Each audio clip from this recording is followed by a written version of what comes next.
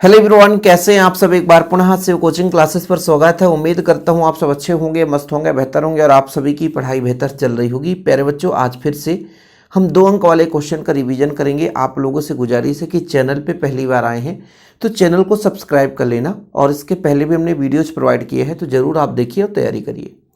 प्रश्न क्या कहता है बच्चों, गामा किरणों का स्रोत तथा उपयोग लिखिए। तो गामा किरणें कैसे उत्पन्न होती है बच्चों, तो नाभिकीय जब अभिक्रियाएं होती हैं, नाभिकीय अभिक्रियाएं संपन्न होते हैं बच्चों, तो वहां से गामा किरणें उत्पन्न होती है। इसका प्रयोग हम चिकित्सीय विज्ञान में कैंसर के उपचार के लिए करते हैं। बस सिंपल है कि गामा किरणें कैसे उत्पन्न होती है, नाभिकीय अभिक्रियाओं के बाद। और इसका उपयोग कैसे होता है बच्चों, कैंसर के क्षेत्र में, यानी कैंसर का उपचार करना है तो गामा किरणों का प्रयोग किया जाता है। दूसरा प्रश्न बच्चों, विस्थापन धारा किसे कहते हैं, इसका गणितीय व्यंजक निकालिए। यानी सूत्र लिखना है, कुछ भी नहीं। आप लोगों ने पढ़ा होगा, और नहीं पढ़े तो कोई दिक्कत नहीं है, कि जब किसी निर्वात या किसी माध्यम में समय के साथ विद्युत फ्लक्स में परिवर्तन होता है ना, तब उसमें एक धारा बहती है बच्चों, उस धारा को हम बोलते हैं विस्थापन धारा। ठीक है, कि जब निर्वात या किसी माध्यम में समय के साथ विद्युत फ्लक्स में परिवर्तन होता है। किसमें, विद्युत फ्लक्स। ये विद्युत फ्लक्स है क्या सर? विद्युत फ्लक्स मतलब विद्युत क्षेत्र रेखाओं की संख्या में बदलाव। विद्युत फ्लक्स जिसको हम फाई ई से रिप्रेजेंट करते हैं, ये है क्या? ये कहलाता है विद्युत क्षेत्र रेखाओं की संख्या। विद्युत क्षेत्र रेखाओं की संख्या, ठीक है, विद्युत क्षेत्र रेखाओं की संख्या। किसी पृष्ठ से अभिलंबित गुजरने वाली कुल क्षेत्र रेखाओं की संख्या, वो आपका विद्युत फ्लक्स कहलाता है। लेकिन जब विद्युत फ्लक्स में परिवर्तन होता है, ठीक है, विद्युत फ्लक्स में परिवर्तन होता है, फलस्वरूप वहां पे एक धारा बहती है जिसे हम विस्थापन धारा के नाम से जानते हैं, जिसका सूत्र होता है ID बराबर epsilon not D phi E upon D T. ठीक, ये आप लोगों का विस्थापन धारा का सूत्र हो जाता है। कभी कभी इससे ऑब्जेक्टिव क्वेश्चन आ जाता है कि विस्थापन धारा का व्यंजक लिखिए, तो आप लोगों से बन जाना चाहिए। दोनों क्वेश्चन क्लियर। आगे चलते हैं बच्चों, निरोधी विभव किसे कहते हैं, कई बार क्वेश्चन पूछा गया है।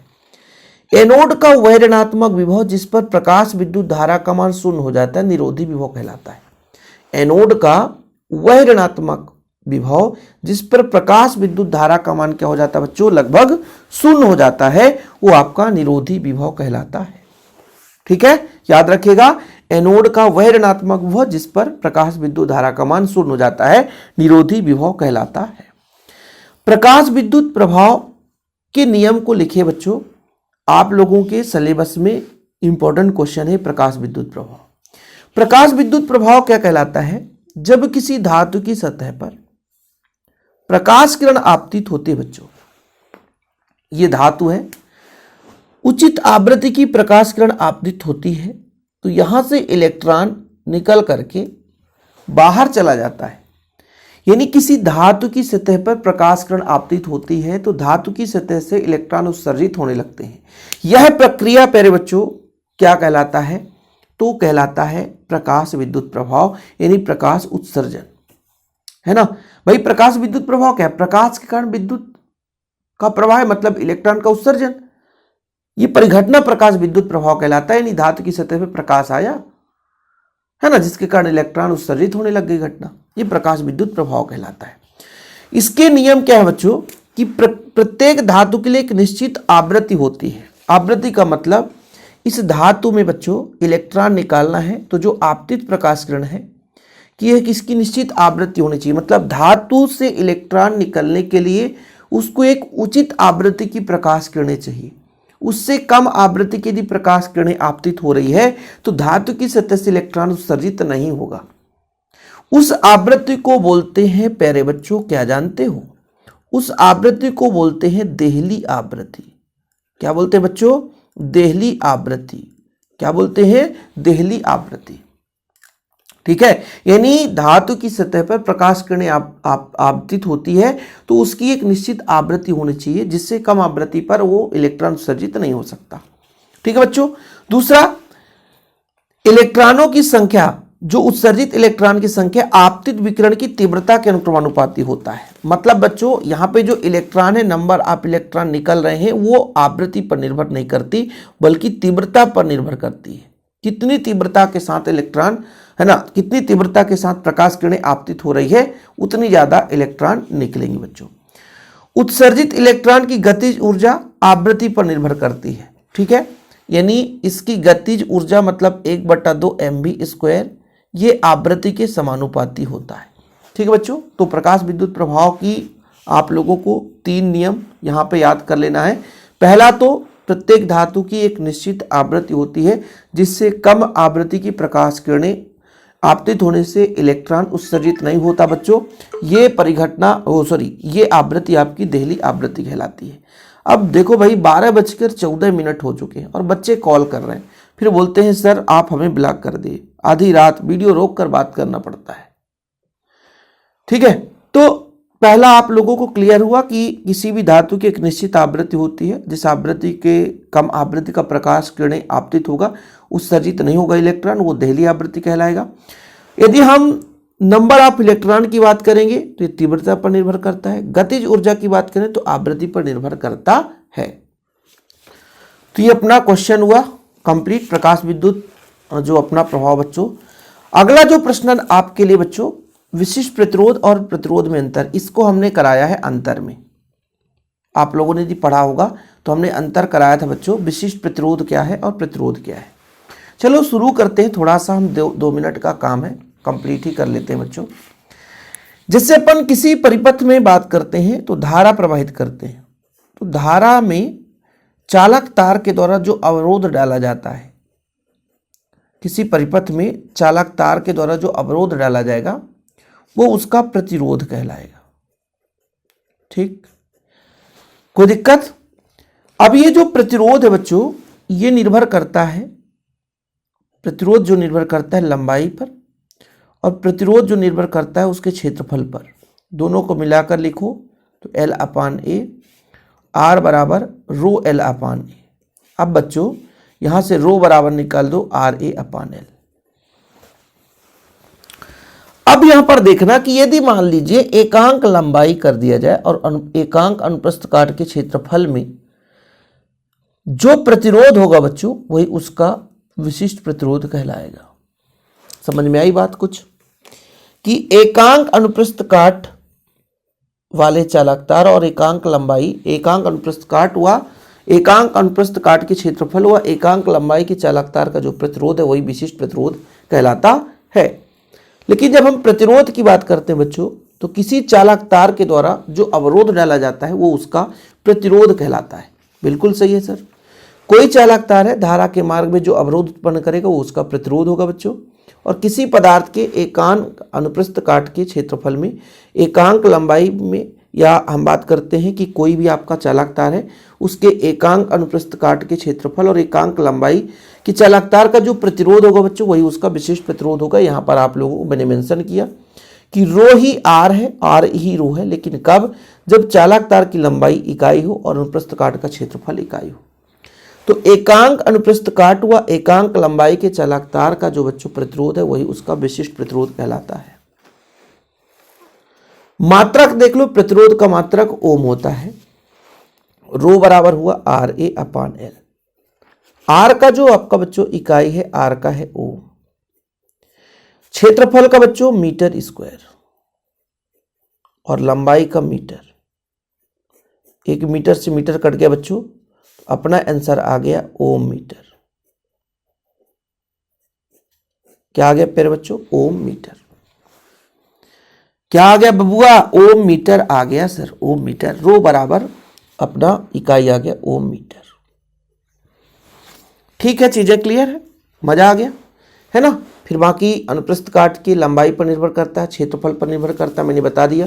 प्रतिरोध लंबाई पर निर्भर करता है, क्षेत्रफल पर निर्भर करता है, जबकि विशिष्ट प्रतिरोध लंबाई या क्षेत्रफल पर निर्भर नहीं करता। अगला प्रश्न देखो बच्चों, परमाणु के नाभिकीय मॉडल की खोज किसने की थी? उसके द्वारा किए गए प्रयोग का नाम बताओ। क्वेश्चन पूछा गया एमपी बोर्ड में। परमाणु के नाभिकीय मॉडल की खोज रदरफोर्ड ने की थी। प्रयोग का नाम था गाइगर मार्सडन प्रयोग। गाइगर मार्सडन प्रयोग। क्या नाम था बच्चा? गाइगर मार्सडन प्रयोग। क्या नाम था? गाइगर मार्सडन प्रयोग।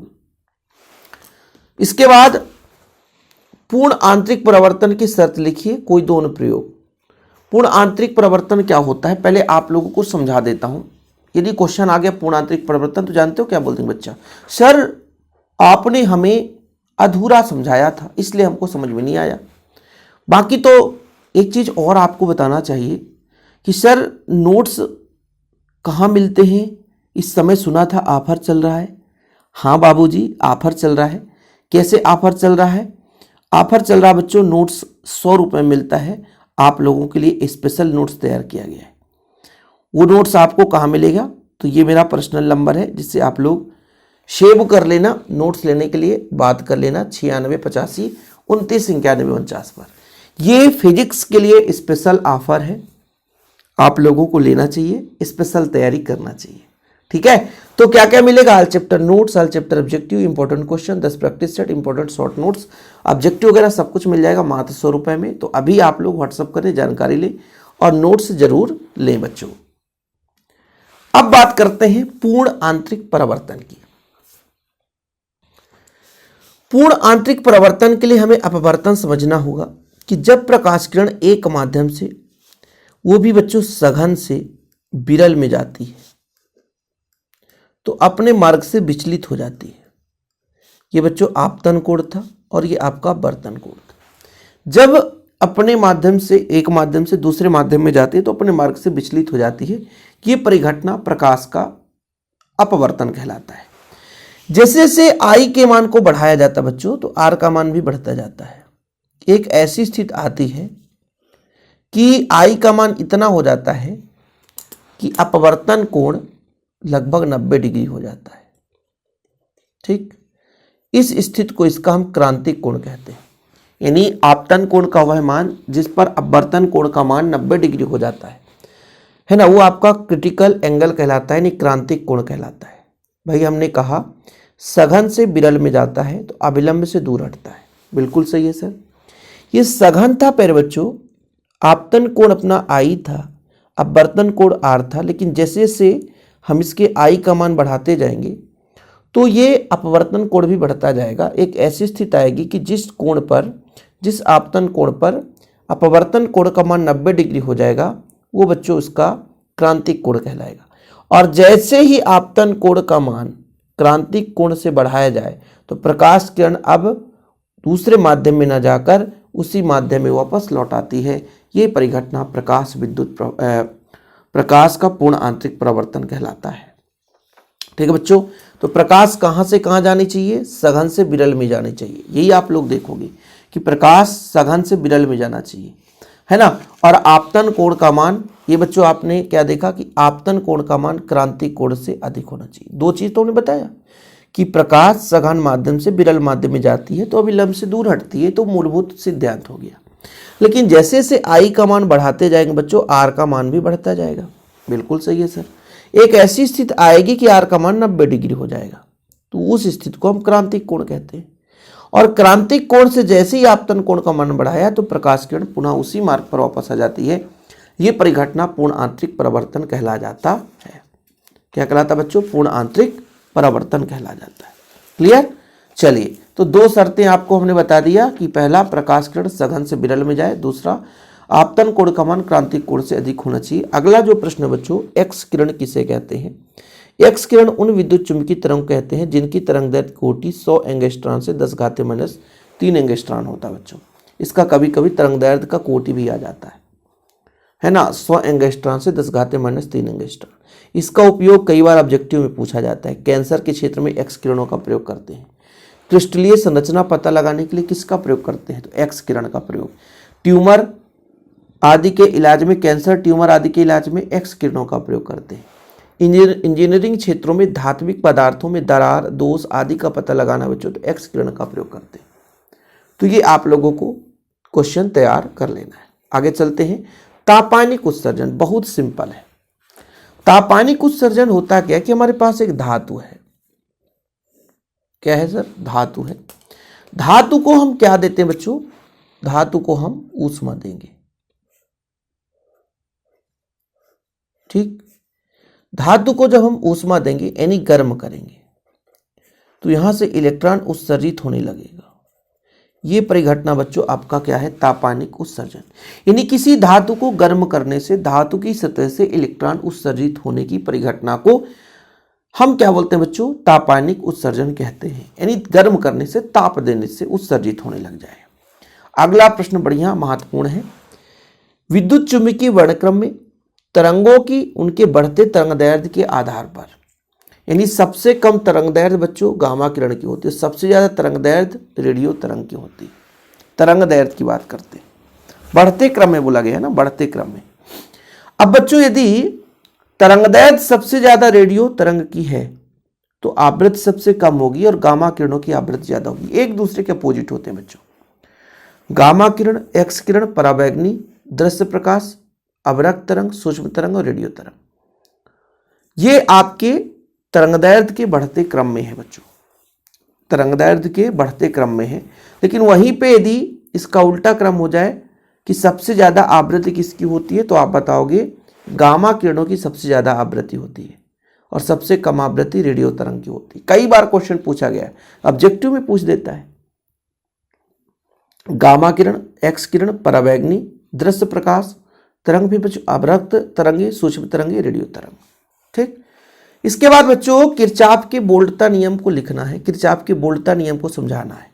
इसके पहले आप किरचॉफ का प्रथम नियम हमको समझा दो। किसी भी संधि पर मिलने वाली समस्त धाराओं का बीजगणितीय योग शून्य होता है। जैसे यहाँ पर बच्चों आप लोगों को देखा जाए तो एक ये धारा हो गई, दूसरी है, तीसरी है, चौथी है, पांचवी है। मान लीजिए I1 धारा अंदर की ओर आ रही है, I2 धारा अंदर की ओर आ रही है, I3 धारा बाहर की ओर जा रही है, I4 धारा अंदर की ओर आ रही है, I5 धारा बाहर की ओर जा रही है। तो किरचॉफ ने कहा किसी भी संधि पर मिलने वाली समस्त धाराओं का बीजगणितीय योग शून्य होता है। किसी भी संधि पर मिलने वाली समस्त धाराओं का बीजगणितीय योग शून्य होता है। मतलब I1 हो, I2 हो, I3 हो, I4 हो और I5 हो, सबका बीजगणितीय योग शून्य होगा। अब I1 बच्चों अंदर की ओर आ रहा है बिंदु O पर, इसलिए प्लस, I2 भी आ रहा है तो प्लस, I3 बाहर की ओर जा रहा तो माइनस, I4 अंदर की ओर आ रहा तो प्लस, I5 बाहर की ओर जा रहा तो माइनस। यानी बच्चों I1 plus I2 plus I4 और इधर माइनस वाले चल जाएंगे तो I3 प्लस I5। यानी संधि पर आने वाली धारा और संधि से जाने वाली धाराओं का मान बराबर होता है। किरचॉफ का जो प्रथम नियम है वो आवेश संरक्षण पर आधारित है। किसी भी संधि पर मिलने वाली समस्त धाराओं का बीजगणितीय योग शून्य होता है बच्चों। ये किरचॉफ का प्रथम नियम है। किरचॉफ का कौन सा नियम पे बच्चों? किरचॉफ का प्रथम नियम है। ठीक है। अब द्वितीय नियम क्या कहता है, द्वितीय नियम पर बात करेंगे। प्रथम नियम क्यों समझाया सर? क्योंकि प्रथम नियम बहुत बार पूछा गया है, फिर एग्जाम में आ जाएगा तो फिर बोलोगे सर हमको पता नहीं था, नहीं हम पढ़ लेते। किरचॉफ का द्वितीय नियम क्या? किसी बंद लूप के लिए किरचॉफ का द्वितीय नियम कहता है कि भाई किसी बंद परिपथ में, जैसे बंद परिपथ लेंगे, उसके विभिन्न भागों में बच्चों जो धारा बहती है और उसके संगत प्रतिरोध का बीजगणितीय योग उस बंद परिपथ के विद्युत वाहक बल के बीजगणितीय योग के बराबर होता है। कुछ समझ में आया? जैसे मैं भी सिंपल तरीके से समझा रहा हूं। मान लीजिए दो आपका सेल है तो दो विद्युत वाहक, ये प्रतिरोध होगा। ये आपका एक और बैटरी है, ये प्रतिरोध होगा। इसका विद्युत वाहक बल E1, इसका विद्युत वाहक बल E2। प्रतिरोध आपका R1, प्रतिरोध R2। धारा इसमें बह रही है मतलब I1 और इसमें I2। तो बंद लूप में किरचॉफ ने क्या कहा कि किसी भी बंद परिपथ में उसके विभिन्न भाग में बहने वाली धारा और उसके संगत प्रतिरोध का गुणनफल, ध्यान रखिए, जैसे दूसरे में बच्चों I2 और R2 एक दूसरे के अपोजिट है इसलिए माइनस हो जाएगा। मतलब विभिन्न भागों में विद्युत धारा और उसके संगत प्रतिरोधों के गुणनफल का बीजगणितीय योग, प्रतिरोधों का गुणनफल का बीजगणितीय योग उसके विद्युत वाहक बल के बीजगणितीय योग के बराबर होता है। क्यों सर माइनस क्यों लगा दिए? क्योंकि एक दूसरे के विपरीत दिशा में, इसलिए माइनस लगा दिए। तो यही आपका किरचॉफ का बोल्टता का नियम कहता है, द्वितीय नियम। पहले बंद परिपथ के लिए बच्चों ये हो गया, दूसरे के लिए ये हो गया। ठीक है। तो यही आपका किरचॉफ का द्वितीय नियम है, बोल्टता नियम। स्क्रीनशॉट ले लो, जिसको रट्टा मारना है रट्टा मार लो, जिसको समझना है तो वन शॉट क्लास देख लो। वन शॉट क्लास यूट्यूब पे अपलोड है ना, चैप्टर नंबर 7 तक, तो मजा भी आ जाएगा आप लोगों को। ओम के नियम की 2 सीमाएं बच्चों। ओम के नियम की धात्विक चालकों के लिए लागू होता है और ऐसे चालक के लिए जिसकी भौतिक अवस्थाएं परिवर्तित ना हो। ओम के नियम की 2 सीमाएं, जो कि धात्विक चालकों के लिए सत्य होता है बच्चों, और दूसरा ये है जिसके भौतिक अवस्था में जैसे लंबाई, ताप आदि में परिवर्तन ना हो, वहीं ओम का नियम लागू होता है। लॉरेंज बल क्या है बच्चों? किसी गतिमान आवेश पर लगने वाला बल लॉरेंज बल कहलाता है, जिसका फॉर्मेट होता है F बराबर Q V V sine theta. Q V V sine theta क्या? Q V V sine theta क्या बच्चों? Q V V sine theta क्या? Q V V sine theta. ठीक है, चलो 1 एम्पियर की परिभाषा देनी है। 1 एम्पियर वह विद्युत धारा है जो 1 मीटर त्रिज्या के 1 मीटर लंबाई के चाप में प्रवाहित करने पर चाप के केंद्र पर 10⁻⁷ वेबर प्रति मीटर स्क्वायर का चुंबकीय क्षेत्र उत्पन्न कर दे। धारा का व्यवहारिक मात्रक एम्पियर होता है। अरे भैया, इसकी परिभाषा याद कर लो यार, इसको जब थ्योरम पढ़ते हैं तब वहां पे समझाते हैं। अब यहाँ पे आप लोगों को भैया चुंबकीय क्षेत्र की तीव्रता लिखना पड़ेगा, फिर वहां पे ये अपना नहीं, एक परिभाषा याद कर लेना। ठीक है। और बच्चों हाँ यार, जिनको नोट्स लेना है अभी भी समय है, अभी भी समय है, वक्त है, लग जाओ। यदि किसी को नोट्स लेना है तो बबुआ नोट्स ले लो, है ना। सर नोट्स के लिए कितना लगता है? 100 रुपये। जिनको भी अभी नोट्स लेना है तो नोट्स ले सकते हैं।